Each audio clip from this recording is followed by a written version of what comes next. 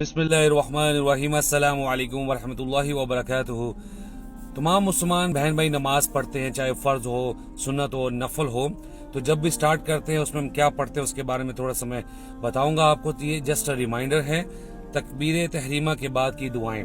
نمازی قبلہ رخ سیدھا کھڑا ہو کر ہاتھوں کو کندھوں یا کانوں تک اٹھاتے ہوئے تکبیر تحریمہ کہے، اللہ اکبر، اللہ سب سے بڑا ہے۔ اس کے بعد آپ دعا جو اکثر ہم سب لوگ پڑھا کرتے ہیں، اور بھی دعائیں ہیں لیکن آپ یہ بھی پڑھ سکتے ہیں اور باقی دعائیں بھی پڑھ سکتے ہیں۔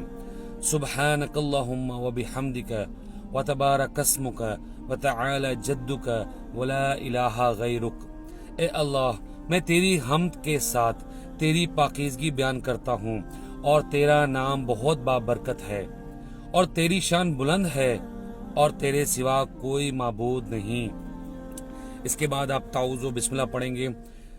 اعوذ باللہ السمیع العلیم من الشیطان الرجیم من حمزہ ونفخہ ونفثہ۔ میں پناہ مانگتا ہوں اللہ کی جو سننے والا، جاننے والا ہے، شیطان مردود سے، اس کی دیوانگی سے، اس کے کبر سے اور اس کے شیروں سے۔ اس کے بعد آپ پڑھیں گے بسم اللہ الرحمن الرحیم۔ شروع کرتا ہوں اللہ کے نام سے جو بہت رحم کرنے والا، نہایت مہربان ہے۔ اس کے بعد آپ سورۃ فاتحہ پڑھیں گے۔ سورۃ فاتحہ آپ لازمی پڑھیں گے، چاہے فرض نماز ہو، سنت ہو، نفل ہو، باجماعت ہو، چاہے سری نماز ہو، چاہے جری نماز ہو۔ سری مطلب خاموشی والی ظہر عصر، جس میں قرأت خاموشی سے ہوتی ہے، اور جہری نماز جو فجر مغرب عشاء ہے، اس میں قرأت جو ہے اونچی آواز سے ہوتی ہے، لیکن آپ فاتحہ ضرور پڑھیں گے، ٹھیک ہے جی۔ اس کے بعد آپ کوئی بھی سورت جو ہے اس کو ایڈ کر سکتے ہیں۔ سورت اخلاص ہے، فلق ہے، ناس ہے، چھوٹی صورتیں جو بھی ہے، جو بھی آپ کو آتی ہیں آپ انہیں پڑھ سکتے ہیں، ٹھیک ہے جی۔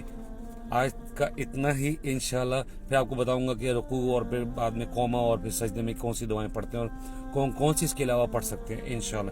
اللہ تعالیٰ ہمیں سمجھ کر پڑھنے کی توفیق عطا فرمائے۔ یہ کتاب ہے حصن المسلم، دارالسلام کی، شارجہ میں بھی ہے، دبئی میں بھی ہے دارالسلام، تو وہاں سے آپ خرید سکتے ہیں۔ تو اس میں آپ کو تمام دعائیں اور طریقہ ملے گا انشاءاللہ۔ السلام علیکم ورحمۃ اللہ وبرکاتہ۔